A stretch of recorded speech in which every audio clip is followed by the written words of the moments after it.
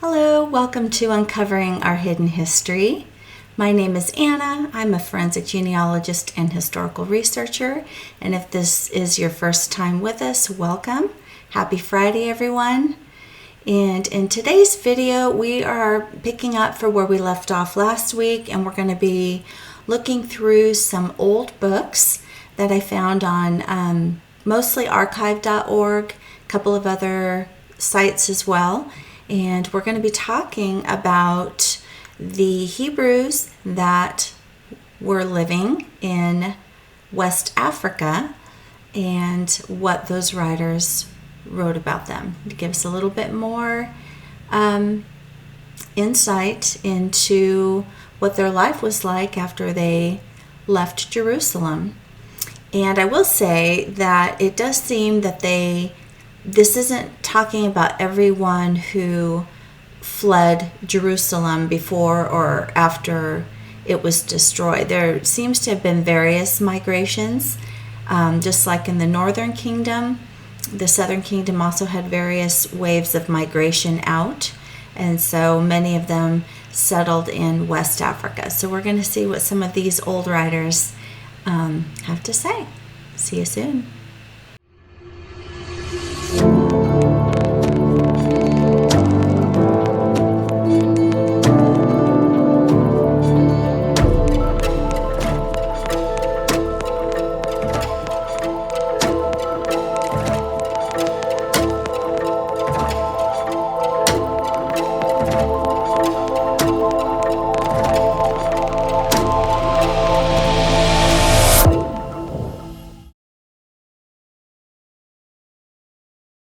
Alright, well, I hope you all had a great week and you're excited and ready to learn some more interesting things.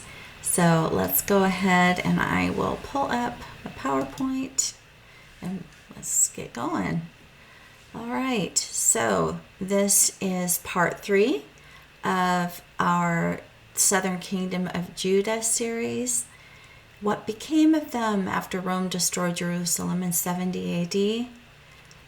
Okay, and so if this is your first time joining us, this is part 3, as I just said, and so you're going to want to go back and make sure you watch part 1 and part 2 of the series just so you're up to speed.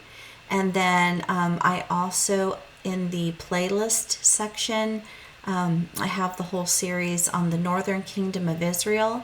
We started with that one first, and so that will get you up to speed. But this is the Kingdom of Judah series now. We're on part 3, and so you want to make sure that you catch up on those or you're going to be lost. Okay, and then I also want to make sure that everyone understands, because I don't know if I'm not making it clear or what's going on, but I'm not saying that they only went to West Africa, because I'm getting some comments, well, what about Europe, and what about this place, and what about that place? So I have to do things systematically, and there was a large contingent of our Southern Hebrews who did go to West Africa, and as well as some other Hebrews that have already been there from much earlier times in different migrations, waves of migration. So we're starting there, but we're going to be also covering, hopefully, if I can find a little bit more information, but we'll be covering the Mizrahi Hebrews. For sure, we're going to be covering the Sephardic Hebrews and then the Portuguese Hebrews, which came out and are related to the Sephardic Hebrews. And then we will be covering the Hebrews that went to, throughout Western Europe. And so it's each video is building. Okay, so you just got to be patient until I can get there. Okay. Copyright disclaimer. Fair Use Act. Okay, permitting fair use for educational purposes, not for monetary compensation. Okay, So I think probably many of you have probably seen this map, and it is the 1736 map of Negroland in Guinea. I know there's several different versions floating out there. I think there's probably an earlier version that's kind of in a sepia coloring, but anyway, I'm going to use this one because I was able to find a higher resolution of it, because we're going to break it down a little bit. Okay, so we're going to go start in the upper left corner of, well, let me go back for a minute. So you can see that we have Negroland, and I have that in the blue rectangle, and then below that is Guinea. Okay, so we're going to break those down. So I'm going to start in the upper left corner of Negroland, and then we're going to work our way to the center and then to the right, and then we're going to drop down into Guinea. Okay, so I don't know if you've seen these, but and I'm not going to spend a lot of time on them because I don't really have information to share. I just thought that it would be interesting for you. Now, I was interested in, there's in the upper left corner, it says Galata or Galata. If anybody knows, and by the way, if anybody knows more information about any of these as we cover them, please drop a comment below to share with us. So I'm just wondering, does anybody know, does that have anything to do with the Galatians, or is it, am I mispronouncing it? So if anybody knows about Galata or Galata, I would be really interested to know if that does or does not have anything to do with the Galatians that were over in, well, in Gaul, right, which was Spain, previously before Spain and France, where Spain and France, that whole area was Gaul. And then we did have the Galatians in the Eurasia area where, above where Israel would have been located. So just wondering if maybe any of those people had come over here. And then below that, we have Senegal, which I'm guessing is Senegal. And then to the right, we have Tombut. So just wondering if Timbuktu, if that's related to Timbuktu or not. Okay. And then you can see the other little ones below that, like Gambia. And some of the other ones. Okay, now we're in the center of Negroland, as you can see. And you can see the Niger River runs through that land, looks like going east to west. Okay, and then you've got Gago. And please feel free, if you want to study these further, take screenshots of these. I think most of you know that, but like I said, we always get new people, and I want you guys to go do your own research. So please, go ahead and take screenshots of these for your own study.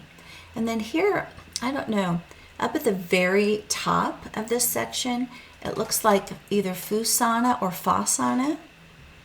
And then below that, we've got Kano or Kano, and then Kasana. And then Ganara is below that. And then we've got Gwanga. And then something called the Bogs of Noob. So I thought that was interesting.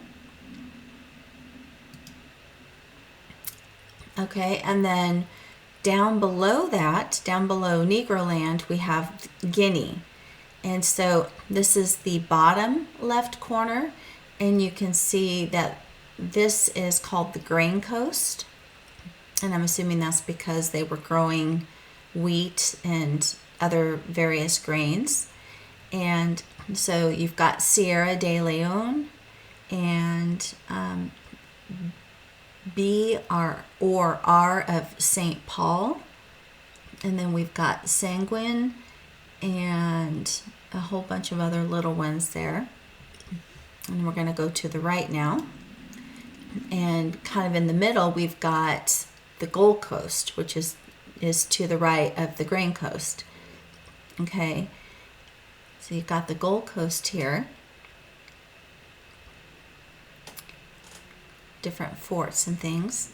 And then to the right of that, we've got the Slave Coast. All right, and this is which we're going to be talking about this section in a little bit. But this is, I don't know if you can see where I've got the turquoise arrow pointing. We've got Whydah or Whydah, but anciently that was also called Judah, the kingdom of Judah. Okay, so we have Judah being transplanted here, but for some reason it's also being called Whydah or Whydah. Okay, and then you've got Greater Popo, Little Popo.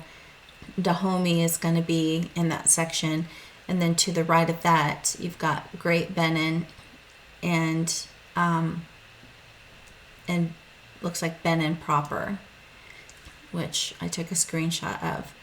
Now, I find it interesting here because we've got C Formosa. And so let me know if any of you know if Formosa, if this is where the Formarians came from, or if you know which people group were in Formosa.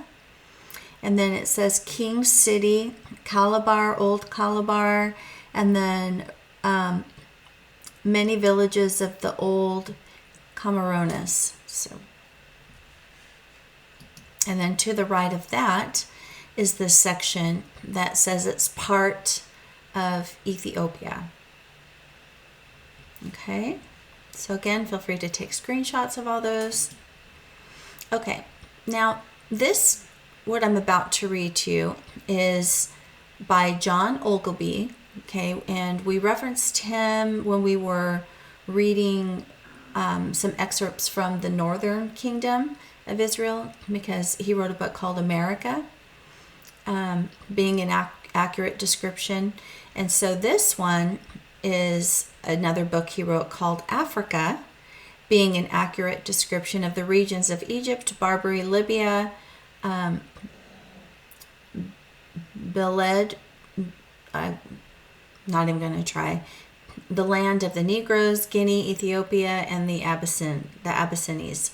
Okay, so this I got from the Michigan Library Digital Collection, and I will be dropping links in the description, in the video's description, if you want to go click on these archive books and, dig a little deeper and read more.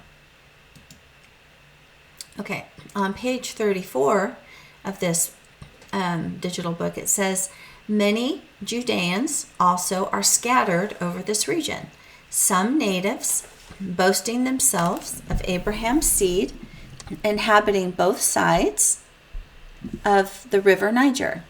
Others are Asian strangers who fled thither, or basically who fled there, either from the desolation of Jerusalem by Vespasian, or from Judea wasted and depopulated by the Romans, Persians, Saracens, and Christians, or else such as come out of Europe, whence they were banished, or where they were banished, out of some parts of Italy. So now he's going to start naming which Judeans are coming out of Europe and in what year. But keep in mind, we may also have some Jewish mixed in here, right? Because remember, they're lumping all of the people who practice any of the Mosaic traditions, they're lumping them all as Jews, right? But really, we know by now that we have Hebrew Judeans, and then we've got Jewish persons that adopted the Judean religion, okay? So they're all being lumped in together.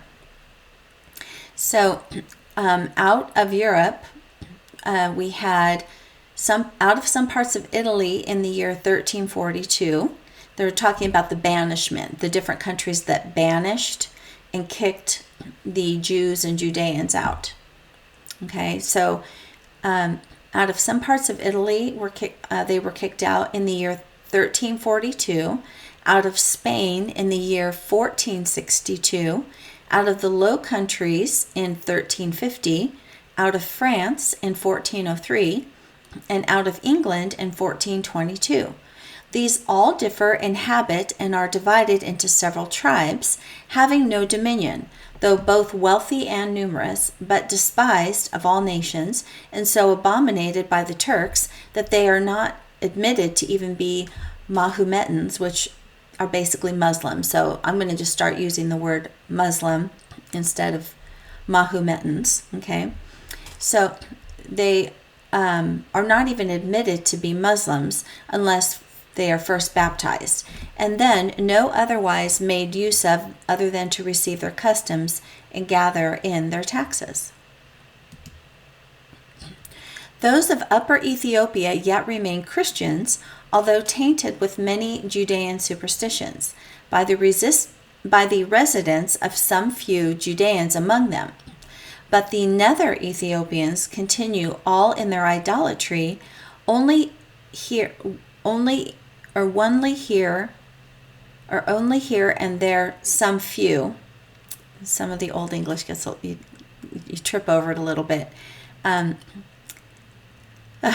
the nether Ethiopians continue all in their idolatry, only here and there some few, since the voyages of the Portuguese into those parts have received the gospel. At this day, Africa is possessed by 5 sorts of religions. Number 1, the Christians, Jews or Judeans, the Kafirs, idolaters, and the Muslims. The Christians in Africa are partly strangers and partly natives, whereof some slaves to the Turks and barbarians. Others are free people. Of these again, some are orthodox as to fundamentals, such as they under the government of the King of Spain, the Venetians, English, Netherlanders, and the Genoese, etc. Others, something called heterodox, and they are superstitious and schismatical, as in Prester John's country. So here we are talking about Prester John comes up again. If you remember from when we did the Northern Kingdom, we found quite a bit about Prester John, and also some parts of Negroland. Okay, others live here and there scattered, such as the Armenians, the Maronists, the Georgians, the Thomas, and the Grecians. The first acknowledge the Patriarch of Alexandria, and the last the Patriarch of Constantinople, and the rest have their own peculiar prelates. The Kafirs, or libertines, and if you don't know what a libertine is, it's where we get the term liberty. Libertines were those that, it was like, we just want to do as we please. They don't want religion. They don't want any kind of restraint. They just want to, do as they will, so to speak. So it says the Kafirs, or the libertines, who hold many aesthetical tenets, live together promiscuously without ceremonies, like our familists, or Adamites, following their sensuality and unbridled lust, inhabiting from Mozambique to the Cape of Good Hope. The idolaters, which are the 5th classification, are numerous in Negroland, Upper and Lower Ethiopia, and towards the Great Ocean, except, as we hinted before, some few who by the industry of the Portuguese and Spaniards have been converted and baptized in several places. The Muslims possess at this present time a great part of Africa, arriving there from Asia and Arabia, of whom we will a little enlarge. Okay, and then now on, I believe, let me move this for a second. I believe this is, let me move this. This is on page 315, okay, They're now specifically talking about Negroland, or the country of the blacks. It says, this country spreading from the north to the south, so Negroland spreading from the north to the south, that is, from the desert of Libya to the banks of the river Niger, is at this day with a general name called Negroland, or which Negroland means the country of the blacks or Negroes, which Marmal places in nether Ethiopia, withal adding that the Arabians call it Beledia Abid and Beled Geneva, and the Africans of Barbary call it Geneva Sink and Nuha. All the inhabitants of this province were called by the ancients, such as Pliny and the geographer Ptolemy. They called them Ethiopian Nigrites, or according to the orthography of Dionysius in his book of the situation of the earth, calls them Nigrites, as some have called them in Greek, Melanes, which, as the former name signifies, black, perhaps derived from the color of the inhabitants themselves or the nature of the soil, and because of the deserts which spread from the mountain Atlas to the river Niger, or else because Niger casts up a black or dusky sediment, some rocks appearing amidst in the river, which seem as if burnt. The most will have it, though, that the people have gotten their name from the river Niger, which moistens their country. However, others have it, some of the former reasons seem to have great appearance of probability. They're very wordy, those Old English people, aren't they? Okay, so here is a map. Let me pull that out. Apologize, my face is covering that. Maps of Africa, an online exhibit. Okay, and then there is well, you're not going to be able to click on that as far as the link, but there is the URL that you can go to, and it shows the Sudan, okay, which is underlined in yellow, and then to the right of that is Lam. We learned about Lam last week. That's a very old kingdom from the medieval times. And then to the right of Lam, it shows the Nigrites or Nigrites, or the Negritians. Okay. Oh my goodness. I'm just covering. Let me see. Okay. This is on page 318. And it says, the countries under the equator, though the temperature of the air and all of the mutations thereof, as heat, cold, wind, and rain, are not unlike, but in a manner one and the same.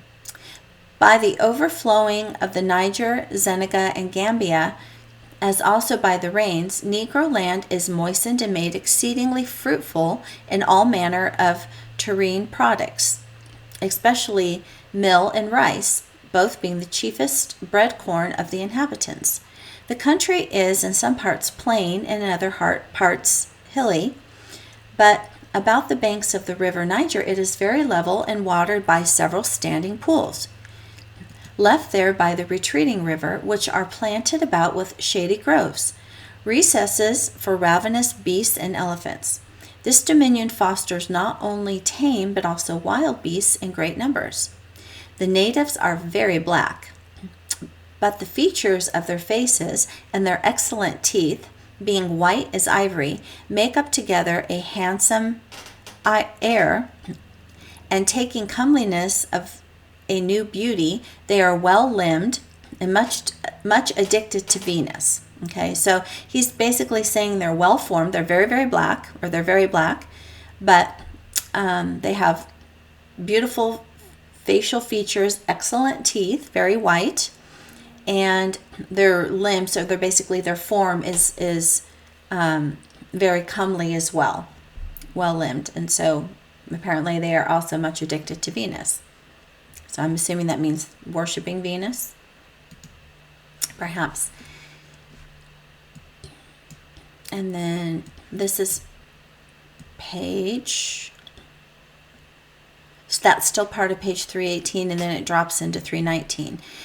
It says, the religion of the inland Negroes, most of them anciently worshipped one god called Guihimi, or Guigami, and that is Lord of the Heaven. This persuasion of theirs was not inculcated by any priest, meaning it wasn't taught to them by any priests who study rites or ceremonies, imposing a reverential awe on their disciples and proselytes, but instead instinct and the mere dictates of nature, which brings as soon to the acknowledgement of a deity something not subordinate but infinitely supreme, governing all. After this they were instructed in the Mosaic laws, which they long and zealously observed, till some of them, being converted to the Christian faith, wholly eclipsed the Mosaic faith. Then Christianity flourishing for many years until the Muslims at last, overspreading all of Asia and these parts of Africa, they being still greedy of novelty, fell into apostasy, drinking in the poison of this new and dire infection, so that Christianity is a manner extirpated, and some few professors of the gospel, after the Coptic or the Egyptian manner, yet remaining in Gago. But those southern people that inhabit the coast from Cape Verde to the kingdom of Lovango, sticking to their first tenets, are still idolaters, as hereafter in particulars shall be declared. Okay, and so if you want to read more of that, you can just click on the link that I put in the description, and you can read more about that. Now, this picture is a journal entry from an author. It doesn't say who the author is. In the periodical Explorers and Company in the Interior of New Guinea, 1872 to 1928, who were exploring in New Guinea and came across indigenous peoples within the interior of the island. And you're probably going to need to take a screenshot and blow it up to read it, but it basically says, this is like a sketch or drawing from in the book. It's figure 9.2. It says Patrol Officer Ivan Champion. So that's the guy, the Caucasian guy with the hat, the explorer guy, meets the chief of Bolivip village. Untitled illustration by Pamela Lindsay. And it says source Ivan Champion, Across New Guinea, and Company. Is on page 10. Okay. And so the quote here, it says, out of the crowd stepped a short, stocky man with Judean features, a huge chest and shoulders, wearing the customary cassowary plumes and Job's tears. And it says he embraced me. So it is an interesting read. And I will see if I can find the link for that. I took this screenshot probably 3 years ago, kind of when I was just first starting to understand about the Hebrews. So I don't know if I saved that link, but if I can't find it, you can certainly, if it's not in the description, then just Google it and see if you can find that. Okay, so let's look at the new kingdom of Judah, right? Because we saw this happen a lot when we were going over the northern kingdom. We saw that as those Hebrew Israelites moved into different places, they brought the place names from their former land into the new places, right? So, for example, those northern Israelites, when they were in eastern Tartaria, but before it was Tartaria, it was still part of Scythia, and they had named that whole eastern swath of land from north to south, they called it Sinai. Okay, and it was Sinai within Scythia long before it was Tartaria. And then, but we also saw, even after it was Tartaria, they had transplanted Mount Tabor, which is a mountain in North Israel, and they also still had a smaller version of Sinai. So these Hebrews have a custom of taking those place names with them. So the Judean Hebrews who escaped from, they either escaped from Jerusalem or they just migrated out of Jerusalem, but they ended up within what we came to be called the Slave Coast. They had the kingdom of Judah. And so it says the kingdom, and I think I just got this off of Wikipedia. It's either Wikipedia or Britannica Encyclopedia, but it says the kingdom of Whydah was a kingdom on the coast of West Africa in what is now Benin. It was a major slave trading area which exported more than 1 million Africans to the United States, the Caribbean, and Brazil before closing its trade in the 1860s. In 1700, it had a coastline of around 16 kilometers, which is 10 miles. Under King Hafen, this was expanded to 64 kilometers or 40 miles. The kingdom of Whydah, or the kingdom of Judah, it's the same place, was centered in Savi. It also had a connection to the city of Whydah. The last ruler of Whydah was King Hafen, who was deposed in 1727 when Whydah was conquered and annexed by the kingdom of Dahomey. Okay, and so actually Dahomey was the more ancient name for Benin. And then Whydah or Judah was within that. Okay. So let me go back. So you can see that on the map to the right. Okay, so again, take screenshots of these so you can do further research. Okay, now I found a little bit different map and was able to make Whydah and Judah a little bit bigger. And then you'll also see there that to the left, at the top of the Gold Coast, we have the kingdom of Aslanti or Ashanti, and we will cover that next week, as well as we're going to cover the Lemba, the Ibu, and the Yoruba, okay, and do deeper dives into all four of those. But right now, we're going to dig more into learning about the kingdom of Judah. Okay, so again, this is from, I believe this is Wikipedia, and it says the inside of Whydah, and I did this because I was fascinated by the picture, so I was able to blow that up, and we'll see that on the slide after. But it says the king's most important role was regarding judicial authority and order, such that in interval periods between monarchs, crimes went unpunished.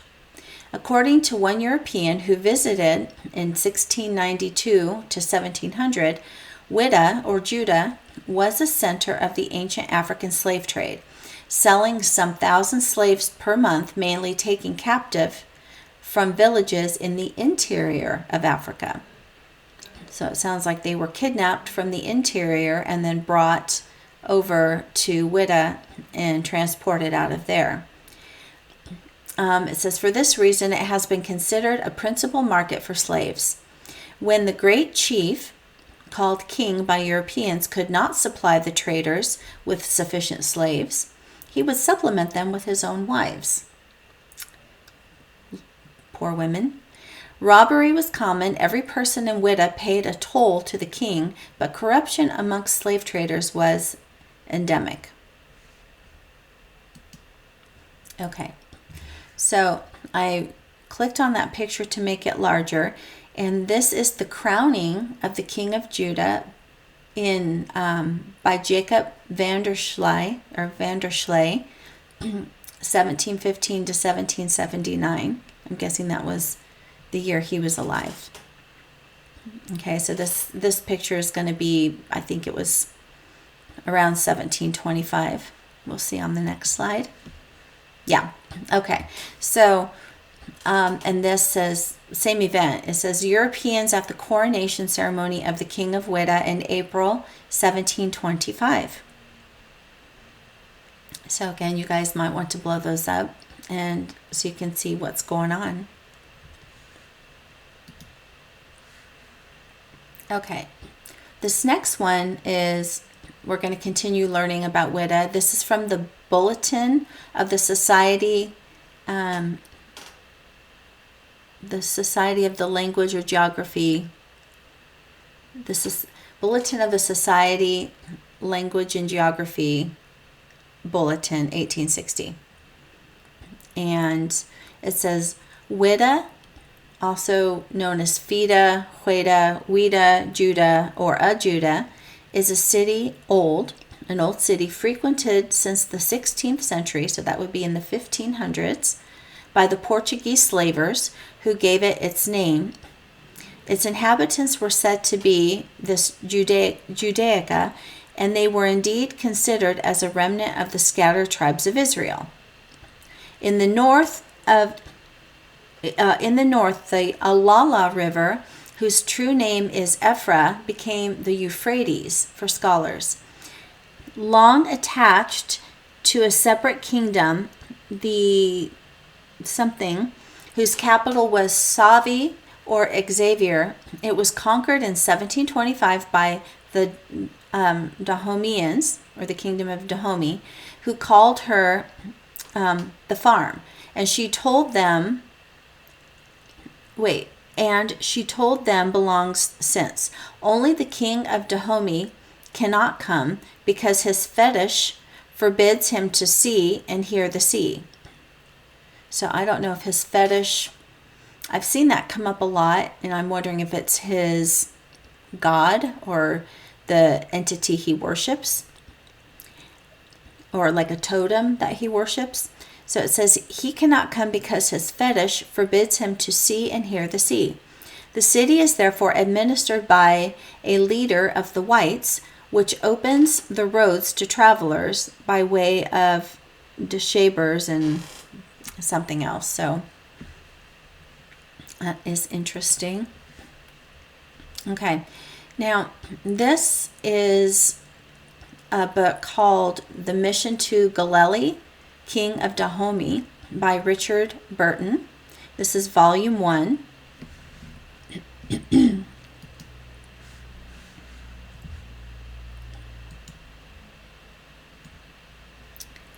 The word Whydah is a compound of blunders. It should be written Whydah and be applied to the once prosperous and populous little kingdom whose capital was Savi, a bush town to the west, supposed to have been founded and to be still held by the aboriginal Whydas who fled from the massacres of Dahomey, still retains the name Whydah. The celebrated slave station, which we have dubbed Whydah, is known to the people as Grehwe or Glehwe, which means plantation house. Ophilatry in our part of Africa is mostly confined to the coast regions. The Popos and Windward races worship a black snake of larger size, and in the Bight of Biafra, the Nimbi, or the Brass River people, are as bigoted in Boa religion as are the Whydas. The system is of old date. Bosman, who is another writer, says Bosman at the beginning of the last century described it almost as it is at present. It well suits the gross materialism of these races, and yet here men ought to be tired of it. As will afterwards appear, the snakes lost their kingdom. Yet we are told that when the Dahomans permitted serpent worship to continue, the Whydas were abundantly thankful and became almost reconciled to the new stern rule. Snake worship is both old and widely spread. goodness. Should they not know better? And I will say this, and please don't get mad at me for saying this, but you guys that watched the first video I did on the destruction of Jerusalem, right, in Judea, we read from all of the prophets about why they were judged for their various forms of worship. And now, granted, this is several centuries past, but I don't know why there is still a proclivity to going back to worshiping pagan religions, pagan deities, or these pagan practices. It's just like history just keeps repeating itself, and it's just really, really sad. Despite this, the king was wealthy and clothed in gold and silver, which were otherwise little known in Whydah. He commanded great respect and unusually was never seen to eat. The color red was reserved for the royal family. The king was considered immortal, although successive kings were recognized as dying of natural causes. In interregna, which I'm not sure what that is, even of only a few days, were often occasions of plundering and anarchy by the populace. The traditional African society isolated women, protecting them from the larger society or from other men. Fathers were recorded with more than 200 children by their numerous wives. So obviously they practiced polygamy, which the Israelites did as well. So that's a common theme throughout the scriptures. 3 elements of common life were the subjects of devotion: some lofty trees, the sea, and a type of snake. This snake was the subject of many stories and incidents. It may have been worshipped because it ate the rats that would otherwise ruin the harvest. Priests and priestesses were held in high regard and immune from capital punishment. And that was from Wikipedia. Okay. Continuing, we're still in A Mission to Galilee, page 286. It goes on, it says, a space on the left of the road called Van from a Nago town conquered by Gezo. A joji or tall gallows of thin poles with the Azan fetish fringe to prevent the passage of calamity then halted us. A wisp of grass was handed to each of us, and we were desired to throw it away to the fetish, or to offer it to the fetish, whom may Allah blight. The land around is called Leflefun, from the Nago people whose chief, Chade, was slain by the king Gezo, and who were finally settled here. The eye dwells with delight upon the numerous country villages, like the 115 towns of the tribe of Judah, and upon the thin forest of palms rising from the tapestry of herbage, here waving, there cut short, which combine to make the spot the paradise of Dahomey land. So it sounds like it was very fertile, very beautiful, and paradise-like. Okay, now I think you guys will find this very interesting. This is from a strange little periodical called the Select Miscellaneous Productions of Mrs. Day and Thomas Day, Esquire, in Verse and Prose.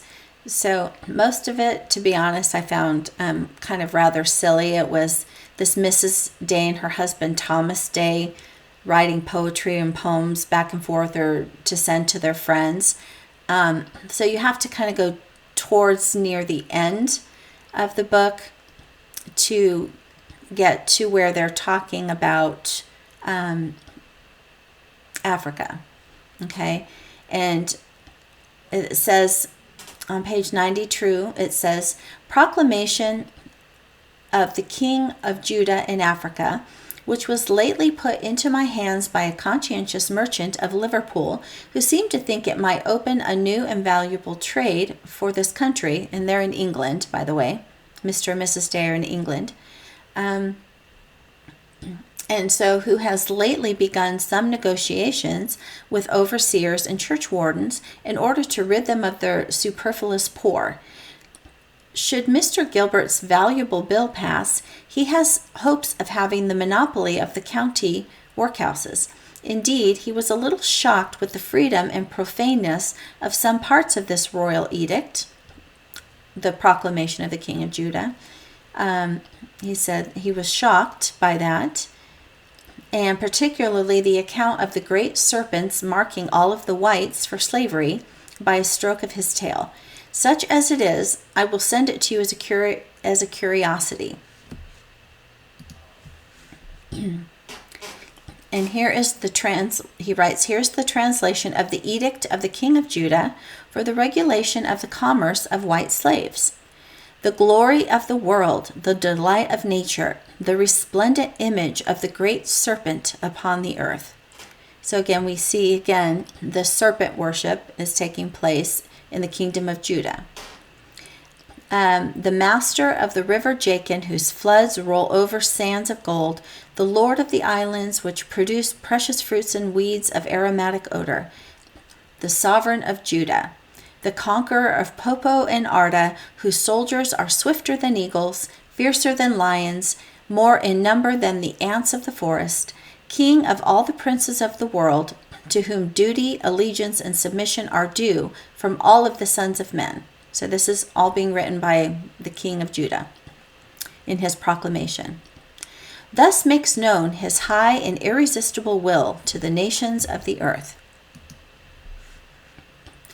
Whereas it has pleased our royal and irresistible mind, pondering over the ineffable and sacred treasure of its own counsels, to extend our cares to certain islands in the southern ocean, and to raise up new colonies of subjects, to admire our divine intelligence and obey our omnipotent power. And whereas it has been represented to our royal wisdom that these tracts of land, by reason of their distance from the sun, the coldness of their climate, and other natural disadvantages, are ill adapted to the reception of our dutiful and loving subjects, who pine and sicken at a distance from the resplendent light of our countenance. So he's saying that they have a group of subjects wherever they are, that they are too far from the sun and it makes them sick, that they're too far away from the sun and the climate is too cold, and also that they pine and sicken to be away from his countenance.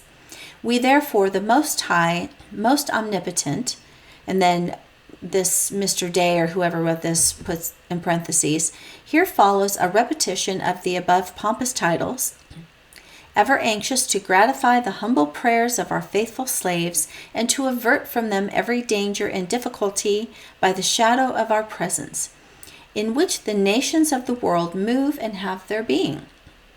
So he kind of sounds like he's using terminology, this king, like he is the Most High. He's the omnipotent. He is the all-knowing, right? And all of the nations of the world move and have their being. And he says, I do thus decide. Whereas there is a certain wretched and miserable race of men who come from the remotest corner of the world over the great waters, seeking the awful shadow of our power, and humbly requesting leave or permission to carry back such of the productions of our country as are absolutely necessary to enable them to support a wretched existence of their own. So basically, they're talking about white people, probably from England or Western Europe, who are requesting their produce and their grains and the other productions that they're growing. And he says, which enable them to support their wretched existence, which we, according to the unequaled liberality of our temper, have not hitherto denied them.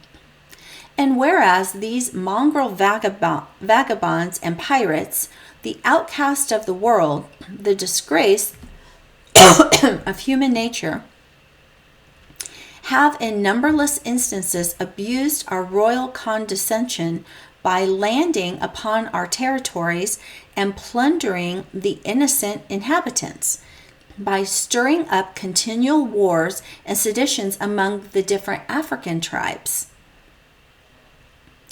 that inhabit our coasts, and then prevailing upon the deluded conquerors, whoever wins, so they're coming in and they're stirring up problems between the different African tribes, and then whoever the conquerors are of those wars or those skirmishes, it says that they prevail upon the conquerors to part with their prisoners, upon whom we are informed they exercise the most atrocious and unheard of cruelty, separating women from their husbands, children from their parents, and violating all the most dear and sacred ties of nature, which miserable victims, we are also informed, they confine to the unwholesome bottoms of their great canoes, whereas thousands of them yearly perish by burning fevers, by famine, by pestilence, and by the continual infliction of the most horrid punishments. We were inclined to punish such atrocious offenders according to the extent of their crimes. Oh, I'm sorry. Let me rephrase that. Were we, he says, should we be inclined to punish such atrocious offenders according to the extent of their crimes, we should certainly order them to pave the way before our royal elephants as he marches forth in terror, or expose them to be torn in pieces by the lions and tigers of the forest, whom they most resemble in cruelty and rapine. But reflecting upon the natural inferiority of their race, and then it goes on and on. So again, I will leave the link in the description to this if you would like to read more about this.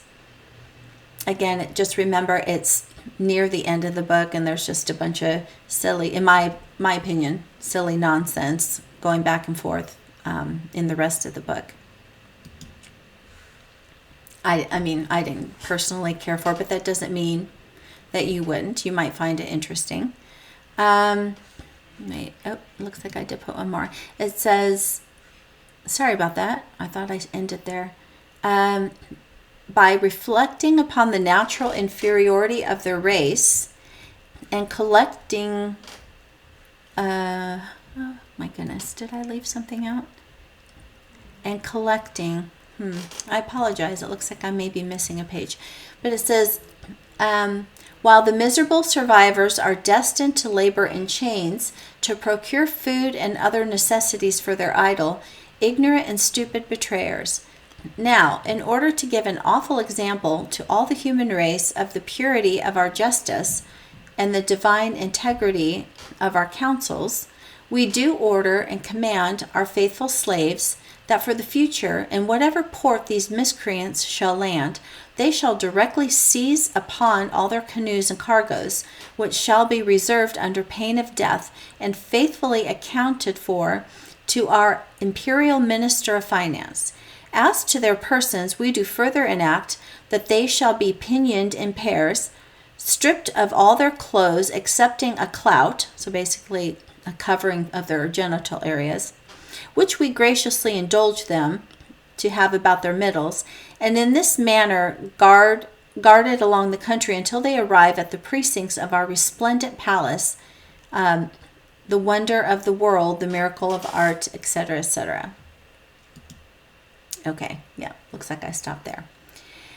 Okay, and this next one is from A Tribute for the Negro, being a vindication of the moral, intellectual, and religious capabilities of the colored portion of mankind, with particular reference to the African race.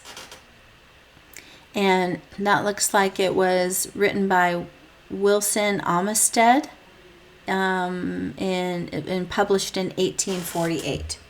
So I'm just going to go down to where I have it underlined. The Jews, or the Judeans, however, slightly their features may have assimilated to those of other nations, amongst whom they are scattered from the causes already stated, certainly form a very striking example as regards the uncertainty of perpetuity in color. Descended from one stock, and prohibited by the most sacred institutions from intermarrying with the people of other nations, and yet dispersed, according to the divine predictions, into every country on the globe, this one people is marked with the colors of all, who retain their religious rights and the distinct, or on page 66, it says, though thus separate from the African population, they are black, and resemble the other Negroes in every respect as to physical character. It is probably in allusion to this case that Pennington in his textbook says that the descendants of a colony of Judeans originally from Judea settled on the coast of Africa and are black. Okay, now these next few slides are from a YouTube channel that I really enjoy. The YouTube channel is called A Testimony in Jacob, and the guy who does this is a really thorough and excellent researcher. And so I have pulled these next few slides from a couple of his presentations, and I'm not going to link them, but you can go onto YouTube and you can put in the search thing A Testimony in Jacob, and then the title of the presentation is above. Okay, but his YouTube channel is called A Testimony in Jacob. So I thought this was very interesting. I have to lean in to read this. So he says, jealousy offering in Negroland, and the book source is from Voyages and Description 1699 by James Napton. And it says, you can see the picture there, and you can see that I'm not sure where in Africa they are, but they've got someone drinking something, and you can see that the abdomen is swelling. Okay, it reads, let the blood fall into a basin of Iraq. Of this Iraq, every man has a final draught, or a bit, given him to drink. And after he has publicly declared his sincerity and readiness to serve his prince, 'tis esteemed that the solemnity by which any man can engage himself. This way of giving solemn potions to drink is used also in other countries on different occasions, as particularly on the Gold Coast of Guinea, where men or women are taxed for a crime, be it of what nature it will, but especially adultery, and the matter cannot be proved by evidence, or by the fetish or the priest decides the difference by giving a potion of. So he's saying, if it cannot be proved with evidence, then the priest will decide the difference by giving a potion of bitter water to the person accused, which if they refuse to take it, they are supposed to be guilty without further proof. But if they do drink it, the event is said to be that if the person is guilty, this water immediately swells their bodies until they burst. But if innocent, they are not hurt thereby. What tricks the priests may play in compounding this water, I know not. But this kind of trial is frequent among them, and it seems to be a remainder from the old Judean trial, which is actually a Mosaic trial, okay, by the waters of jealousy, spoken of in the 5th chapter of Numbers within the Torah. Okay, he says, I am not sufficiently informed whether the event of this trial be such as it was among the Judeans, or the Israelites, but it seems that they have a strong persuasion of it. And a guilty person does ordinarily dread the being brought to this trial, for that the most part he or she would rather choose to suffer the punishment of the country, which is to be sold to Europeans as slaves. This potion is called bitter water, and it is given by way of trial upon any light suspicion of even a small injury. This account I have had from several who have been in Guinea, but especially from somebody by the name of Mr. Conby or Conley. So this definitely is in the book of Numbers. It's in Torah, and this was what the Most High had Moses and Aaron do when somebody was, especially a wife, was being accused by her husband of adultery. So it seems that they're still using this this tradition. Okay. Again, and this is the gentleman. I'm still using his slides, but this is the gentleman, A Testament of Jacob. That's what he looks like, so you'll know if you have the right channel. So he says, this is from the Testament, what does he say here? The Testament of Abu Bakr in the 11th century. And it's just talking about the Africans on the coast are very still gross idolaters. Marmel says that those of Barbary continued to worship the sun and fire until the year 349 AD, when they were converted to Christianity. Some of the Negroes of Lower Ethiopia worshipped the sun, moon, or stars. Others worshipped water, fire, or the first living thing that they met when they went abroad. Those of Upper Ethiopia worshipped the Lord of Heaven before the Queen of Sheba went to Solomon to be instructed in the law of Moses and the prophets. When they embraced Mosaic, so they're saying Judaism, but it was the Mosaic religion, or the law of Moses. As did also some of the inhabitants of Lower Ethiopia, who continued in it until they were taught Christianity by the queen of Candace's eunuch, who was baptized by Philip in 1067. Muslims came into the island, parts of Lower Ethiopia, with Abu Bakr's son, who invaded them, but those on the coast continued in their idolatry, except for a few who have been converted by the Portuguese since they sailed to those parts.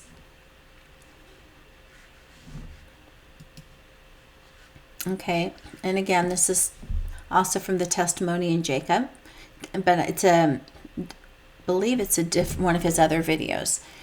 And this is Judaism, the religion of the ancient Africans. And this is, it says the source is the African Repository and Colonial Journal, Volume 31, from Harvard University Press. It says, again, we meet among the prophets and teachers at Antioch one Simon who was called Niger, meaning black. We have here at least one evangelist and 4 of the early disciples and teachers of Christianity who were Africans. And as successors to this first generation of disciples, Africa supplied her full quota of Christian bishops and teachers. Origen, who was Bishop of Alexandria, was an African. Julius Africanus, as the name seems most obviously to import, was a native of the same country. And so we shall venture to assume that Athanasius, however you say that, and Dionysius, celebrated bishops of Alexandria, and Cyprian, bishop of Carthage, were of the crisped hair and thick lip. And then he has an asterisk there. The definition, according to the New Etymological Dictionary of English Language in 1888, says that crisp or crispus means curled, brittle, friable, short, to curl, to twist, or to indent. So he's saying that all of those African bishops were of crisped hair and thick lip. No doubt an African soil is capable of producing men. It has been rich in such productions, and its capabilities are not exhausted. Paul chose for his traveling companion and his intimate friend an African.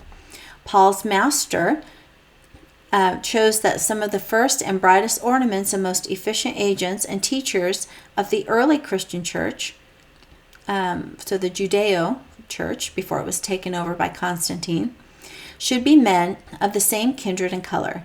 Yes, the suffering Messiah chose, and we're going to say the Messiah, so don't get caught up with the name, right? There's great deception there. So, yes, the suffering Messiah chose that he who should perform for him the last act of kindness on earth, who should bear with him his cross up the hill of Calvary, should be an African. Oh, is there not a deep significance here? Now, I do not have the link for this article, but you can I'm sure Google it and find it. Or he may have, I didn't think to look, but he may have the link on his website. Okay. Also, from same guy, it says Judaism, the religion of the ancient Africans too. So second slide in the same presentation he was doing. Curled black hair is a sign of heat and courage and wit in him that it grows upon. Such was the emperor himself, Frederick II, and such were the common Christians of that age, that did depend upon their emperor. They stuck close to him, learned men with wit, more than former ages had yielded, and soldiers with courage maintained his person and cause. That fullness of grace which is communicated to his humane nature is wonderfully beautiful, and so sets it forth as the black curled locks do a fresh and well-favored countenance. His hair, first black as a raven, then colored and crisped, so sat as he is in the very least ornaments of nature more than most of men. So it sounds like that they are saying that this emperor, Frederick II, who was a Holy Roman emperor, and which makes me wonder, because we had those Germanic tribes that took over, the ones that destroyed Rome, and then after some point, we had the Franks and the Visigoths and the Ostrogoths and those. Anyway, those emperors that descended from Charlemagne, and Charlemagne, what I believe was a grandson of Merovich of the Franks. Anyway, so they kind of recreated the Holy Roman Empire, and they were emperors. And so it sounds to me, and feel free to drop in the comment if you are seeing something else here, but it sounds like they're saying that the Emperor Frederick II was a black man, or at the very least he had hair black as a raven and it was crisped. And then, so, yeah, he says, this guy, Testimony in Jacob, says woolly-headed Christians. So to the right, he says, the crucible of Christianity, Judaism, Hellenism, and the historical background to the Christian faith by Arnold Toynbee. Okay, this next quote comes from that guy. And he said, I have learned from written documents that until the siege of the Judeans under Hadrian, there had been in Jerusalem a succession of 15 bishops, all of whom are said to have been Hebrews of ancient stock. In fact, the entire church of Jerusalem consisted at that time of practicing Hebrews. And it looks like he's quoting from Eusebius's Ecclesiastical History, Volume 4. So anyway, check out this guy's channel. He is really He's a really good researcher, and he's got some really good stuff, you guys. Okay. Now, this next quote is taken from the Nautical Magazine, a journal of papers on subjects connected with maritime affairs, volume 39, published in 1870. And it says, the inhabitants of the Gaboon, better known as the Pongwe or Mapongwe people, and those of Cape Lopez and St. Catherine, are essentially the same people in every important ethnographic respect. Among each one of these are at least 5 or 6 different types of character. In the Gaboon, there are at least 5 very marked types. First, there is the Jewish type, where the profile is strikingly Jewish, the complexion either pale or reddish brown, so pale brown or reddish brown, the head well formed, figure slender but well formed, and the hair nearly as woolly as that of the pure Negro.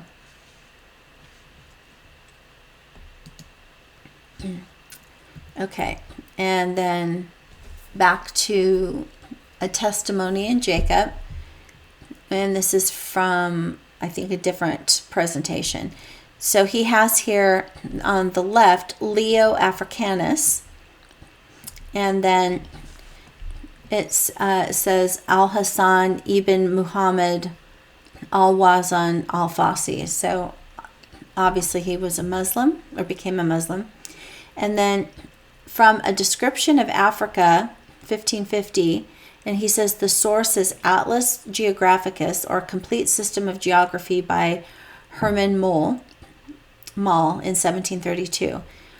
It says, Leo says, okay, so he's showing who this guy's talking about. Leo says, there are other kingdoms on the south frontiers of this country which are inhabited by a rich, industrious, and just sort of people. Judaism was the religion of the ancient Africans for a long time, and succeeded by Christianity, but the Muslims prevailed in the 208th year of the Hegira, when all of the Judeans, Christians, and professors of the African religion that could be found were put to death. Yet in process of time, their intestine quarrels made them neglect Muhammad's law and revolt from the Caliph of Baghdad, for which they were severely punished by the Muslim caliphs, who caused all their books to be burnt on suspicion that the knowledge of the arts and sciences prompted them to be contemptful of Muhammad's law, or the Muslims' law.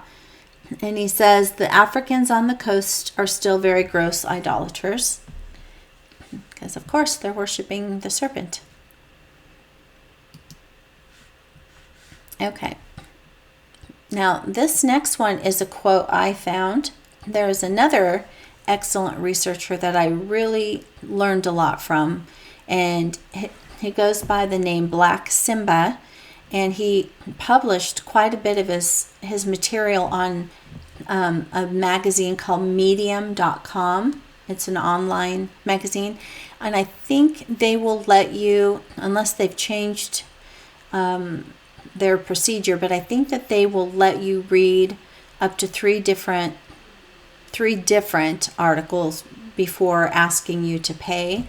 So if you just do a search, or I guess I put it there because this is a screenshot, you can't click on the link, but if you go to that URL, you should be able to find his material on the House of Israel. And he also does a really great job of doing in-depth studies on each one of the tribes of or sons of Jacob, and their peculiar things.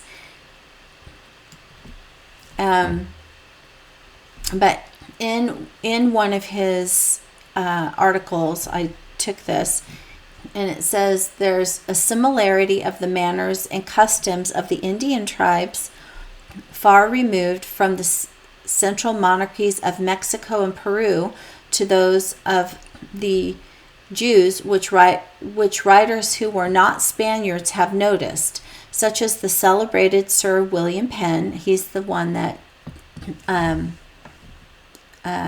settled the state Pennsylvania, William Penn.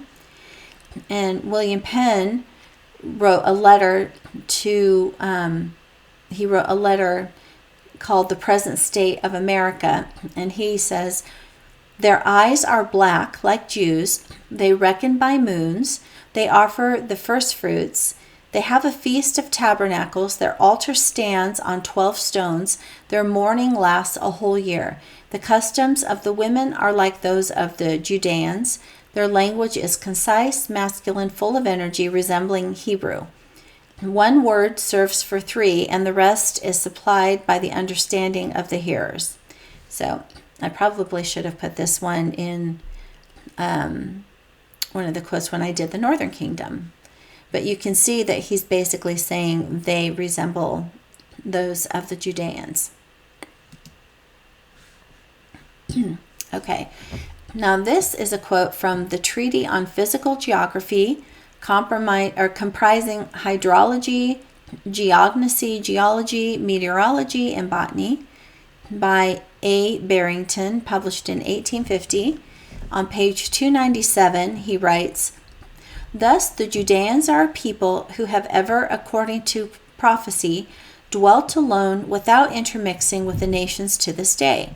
Now, this separate race all descended from brown ancestors, for Abraham, Isaac, and Jacob must have been as dark as the Mar Yohanan."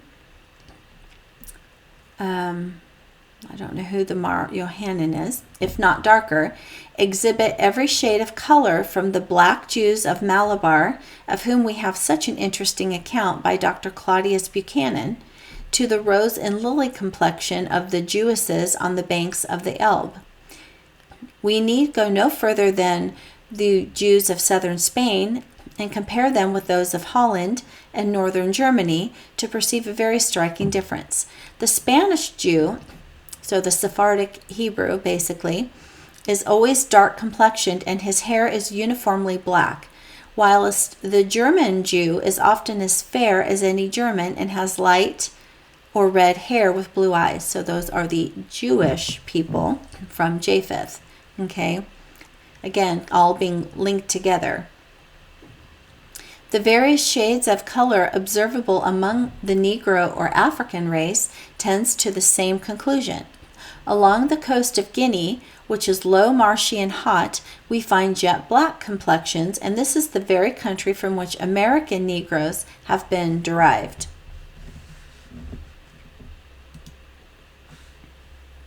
Okay, now shout out to my brother Jacob, who passed this. He stumbled across this and passed it on to me. And this is from a newspaper article in the Houston Daily Post, September 20th, 1897. And it says, "Negro who can write Hebrew. He is deaf and dumb," so means so he can't hear and he can't speak, and he comes from an African town. Hartford, Connecticut, September 19th.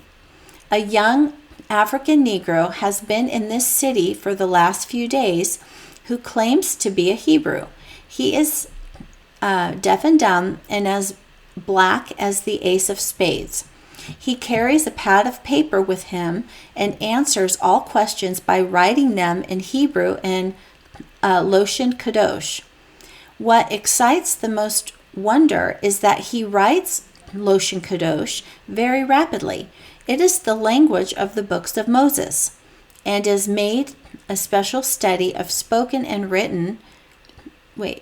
And is made a special study of, spoken and written with ease only by the rabbis and highly educated Hebrews.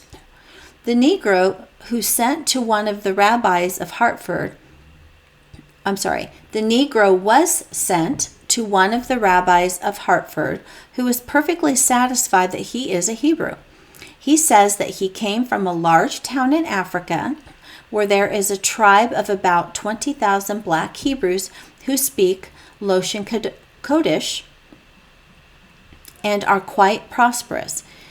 He also says that his father is a rabbi in that town, and that is why his father took the trouble to teach him to write these languages, which needed an extra amount of labor on account of his being deaf and dumb. He says his people not only write Loshan Kodesh, but it is their speaking language as well. He left home a few years ago and has seen a good deal of the world. In each town, he hunts up the Jewish section and where they give him clothes, food, and money. What surprises him, he writes, is that no Hebrew knows of his countrymen in Africa. So that's very interesting. Okay. Now, I thought it might be good because we keep hearing some of the same terms in here. So let's see how they're described. So the word Negro from the Oxford dictionaries defines it as a member of a dark-skinned group of peoples originally native to Africa south of the Sahara. Okay. Obviously, they don't know that the Hebrews in ancient Israel were also Negro. Okay. Usage. The word Negro was adopted from the Spanish and Portuguese. Go ahead and put this back. It was adopted from the Spanish and Portuguese. So basically the Sephardic Hebrews, right? And then the Portuguese Hebrews who came from them. So it was adopted and first recorded from the mid-16th century, which are the 1500s. And it remained the standard term throughout the 17th through the 19th centuries and was used by prominent Black American campaigners such as W.E.B. Du Bois and Booker T. Washington in the era of the 20th century. Since the Black Power movement of the 1960s, however, when the term black was favored as the term to express racial pride, Negro, together with related words such as negress, has dropped out of favor and now seems out of date or even offensive in both British and U.S. English. Origin, mid-16th century, via Spanish and Portuguese, from the Latin Niger, meaning black.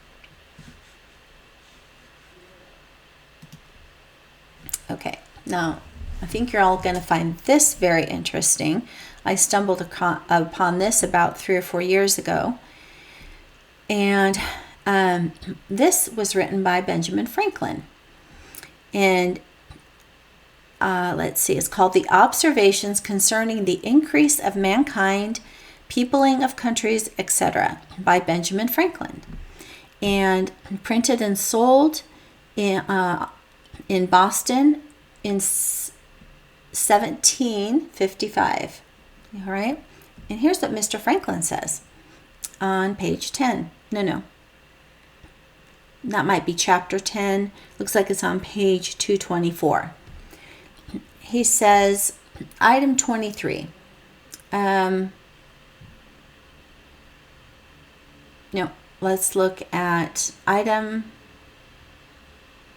the second paragraph of item 23. It says, and since detachments of English from Britain sent to America will have their places at home so soon supplied and increased so largely here, why should the Palatine Boers, or the German Boers, be suffered to swarm into our settlements and by herding together establish their languages and manners to the exclusion of ours? Why should Pennsylvania, founded by the English, become a colony of aliens who will shorten, and we don't mean aliens as in like outer space aliens, we're talking about foreign people. So he said, why should Pennsylvania, founded by the English, become a colony of foreigners who will shortly be so numerous as to Germanize us instead of our Anglifying them, and will never adopt our language or customs any more than they can acquire our complexion. Item 24, which leads me to add one remark, that the number of purely white people in the world is proportionately very small. All of Africa is black or tawny. Asia is chiefly tawny. America, exclusive of the newcomers, is wholly so. So he's saying America, with the exception of the English whites, he's saying is chiefly tawny. And in Europe, the Spaniards, Italians, French, Russians, and Swedes are generally of what we would call a swarthy complexion, as are the Germans also. The Saxons only being excepted, who with the English, which would be the Angles, right, make up the principal body of white people on the face of the earth. I could wish their numbers were increased. And while we are, as I may call it, scouring our planet by clearing America of its woods, and so making this side of our globe reflect a brighter light to the eyes of inhabitants of Mars or Venus, why should we, in the sight of superior beings, darken its people? Why increase the sons of Africa by planting them in America, where we have so fair an opportunity, by excluding all of the blacks and tawnies, of increasing the lovely white and red? But perhaps I am partial to the complexion of my country, for such kind of partiality is natural to mankind.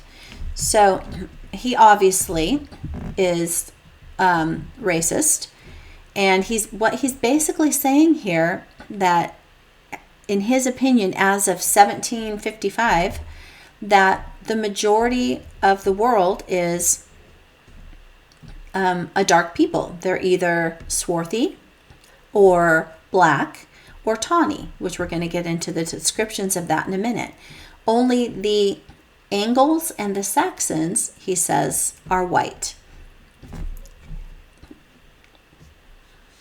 Okay, and he said that most of America is of those, and he wishes it to be more of the white. And he's very unhappy that the Germans are going in there.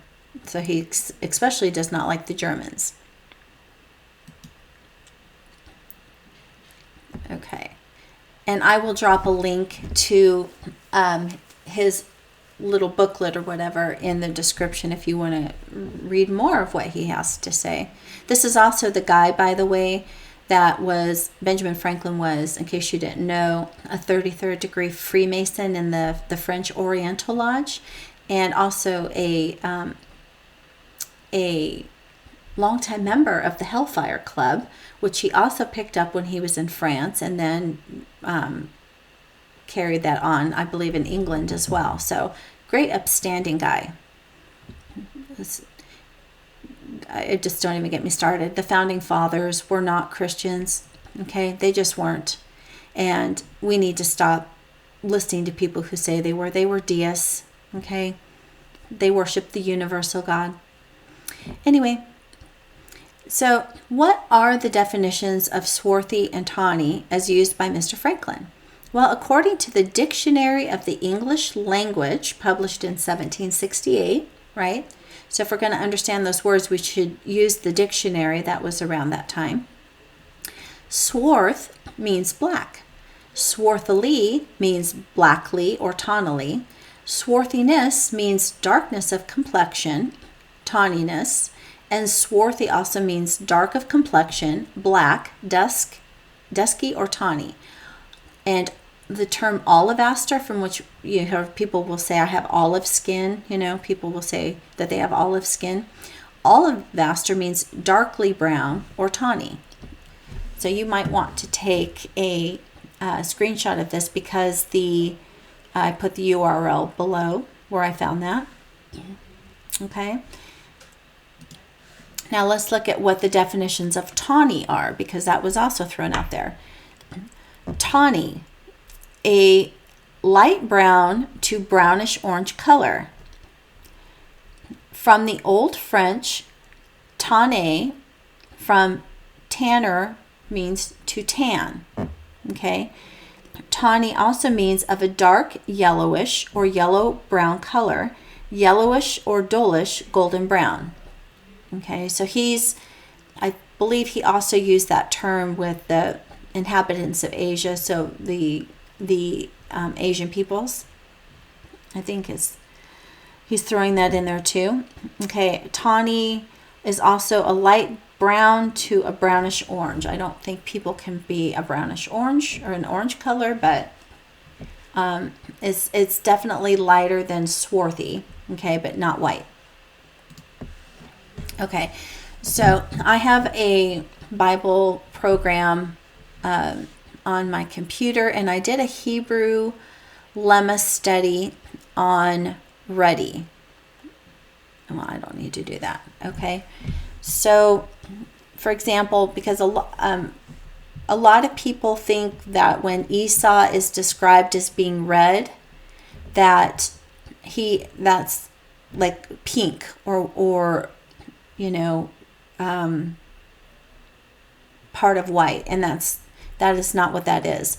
So here is from the Hebrew lemma on the definitions of red and ruddy as used in the scripture, and you can see those below, what the symbols are for those. And ruddy is not red. Ruddy is reddish brown. Okay, so red is its own definition, its own color, but ruddy is a reddish brown. But neither are white. Okay, now here's another example from the Tanakh, the Holy Scriptures according to the Masoretic text, talking from the Song of Solomon, chapter 5, verse 10. And it says, "My beloved is white and ruddy, preeminent above 10,000. His head is as the most fine gold, his locks are curled and black as a raven. His eyes are like doves." Okay, so Solomon is being described by his love here. Okay, so is this woman confused?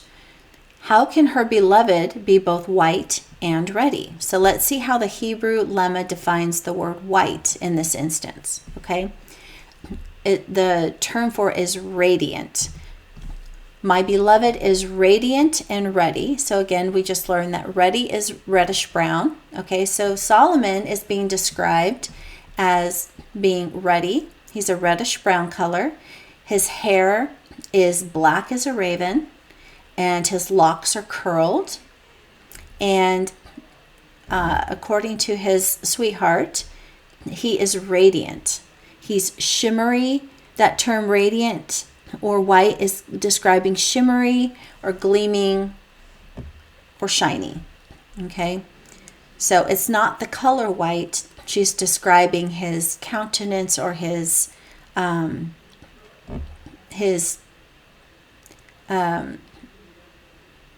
personality, maybe. Okay, so we can see here that even Solomon was a dark color. He was ruddy, black hair, but he was radiant. Okay, let me go back here. So hopefully you found this enjoyable today, that you learned a lot, and we got to see how our Hebrews in West Africa were described. And again, I think as I alluded last week, we don't know. The Hebrews were very good at evangelizing. So I'm pretty well set from what I have found that especially the Hebrews in West Africa were actually Hebrews. And we saw on the map last time that there were other pockets all throughout Africa, but we don't know necessarily. You'll have to do more digging and research to find out if they are actually Hebrews or if they were just evangelized and accepted the